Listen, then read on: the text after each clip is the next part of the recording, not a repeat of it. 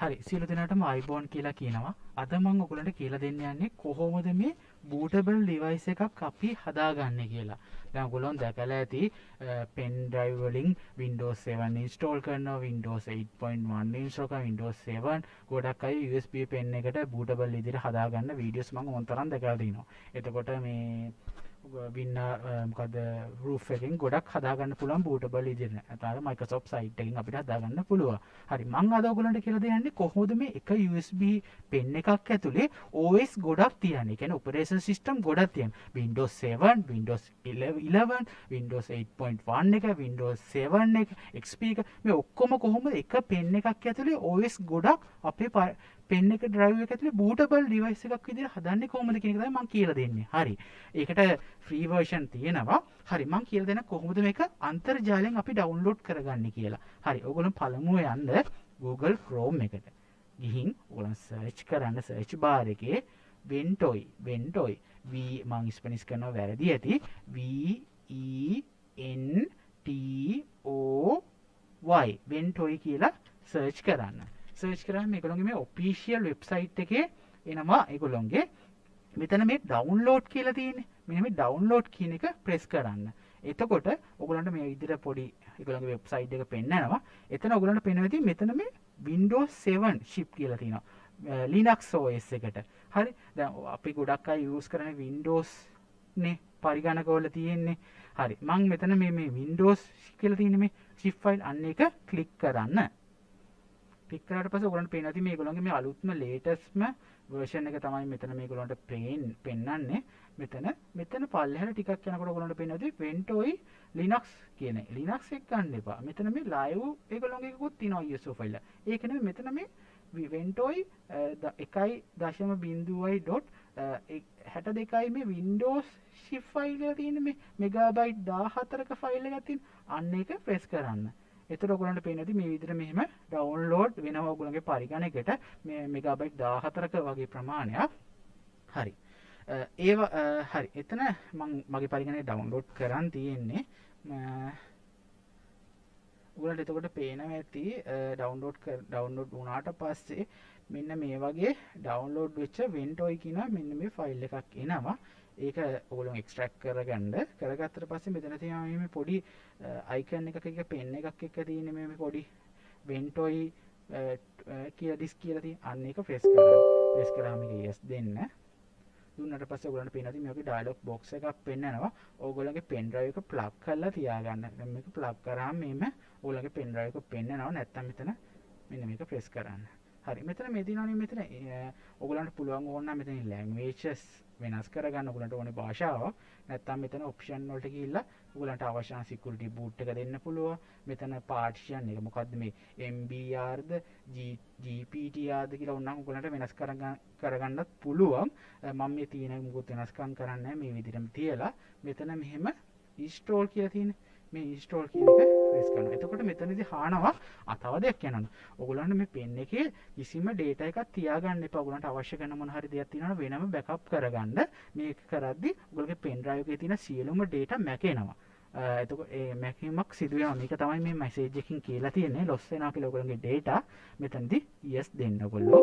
ආයි නැවතත් අහනවා ඔයගොල්ලන්ට sure ද කියලා. එතන yes දෙන්න.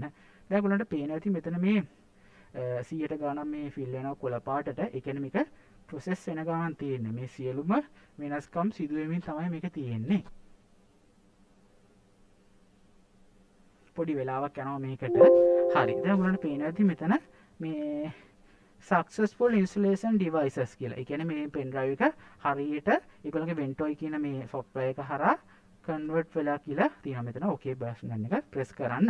දැන් ඔයගොල්ලන්ට බලමු මෙතනට ගිහිල්ලා බැලුවොත් ඔයගොල්ලන්ගේ this PC වලට මෙන්න මේ ඔයගොල්ලන්ගේ partition එකේ මගේ දැන් මේ USB drive එක තියෙනවා ventoy කියලා හැදිලා තියෙන්නේ. හරි. මේක ඇතුළට ඔයගොල්ලන්ට පුළුවන් ඔයගොල්ලන්ගේ ISO file දාන්න. දැන් බලමු මගේ තියෙනවා මේ Windows 11 එකයි දානවා. හරි. copy කරගත්තා. මෙන්න මේ ventoy කියන එකට ගියා pen drive එකට paste කරා.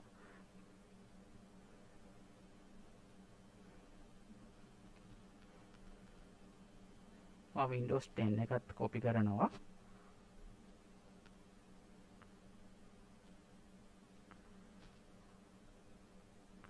Linux OS එකත් copy කරනවා.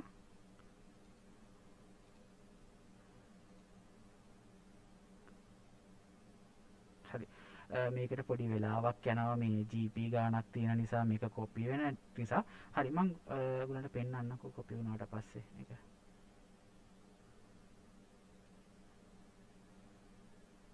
හරි මම ඔයගලන්ට මේක copy වෙන අතරතුරේ තව දෙයක් ඔයගලන්ට මම ඉන්ටර්නෙට් එකේ පෙන්නන්නම්.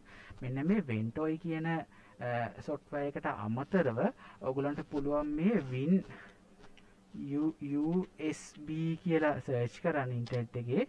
මෙන්න මේගොල්ලොන්ගේ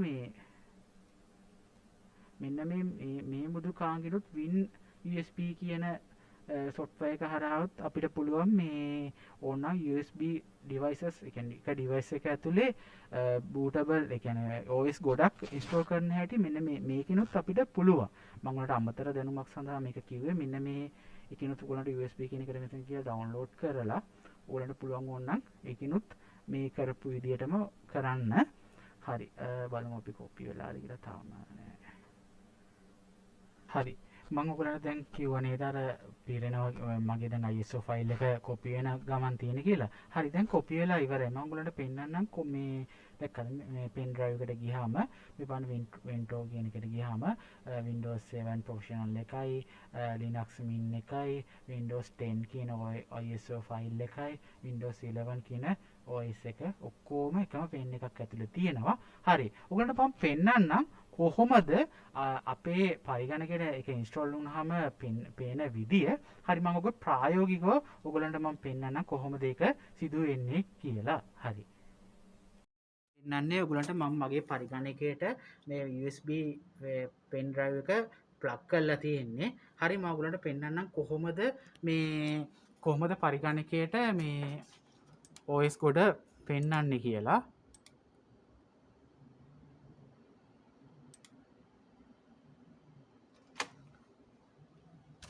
ඔයාලා normal F12 key එක තමයි press කරන්න ඕනේ. bootable settings හදලා තියෙනවා අපි පරිගණකේ. හරි. ඔයගලන්ට පේන්න ඇති දැන් මේ මගේ pen drive එක පෙන්නනවා. මෙතන FI කියන pen එක තමයි පෙන්නන්නේ. හරි ඒක select කරලා press ඔබන්න. ඒකට පෙන්නනවා ඔයගලන්ට පේනවා දැක්කද මේ ventoy කියන එක පෙන්නනවා දිස්සෙනවා අපේ පරිගණකේ. දැන් මේක Windows 7 එක Windows 10 එක Windows 11 OS එක ISO ෆයිල් එක මෙතන පෙන්නනවා. අපිට ඕන එක සිලෙක්ට් කරලා මේ අර මම කිව්වේ bootable pen drive එකේ OS ගොඩක් තියාගන්න පුළුවන් අපිට. අපිට කැමති OS එකක් මෙතනින් සිලෙක්ට් කරලා ඉන්ස්ටෝල් කරන්න පුළුවන්. උදාහරණයක් විදිහට මම Windows 10 එක පෙන්නන්න. දැක්කද අපේ එකේ pen එකෙන් දැන් මේක ලෝඩ් වෙනවා. මම හිතනවා ඔයගලන්ට මේ වීඩියෝ එක වැදගත් වෙන්න ඇති කියලා.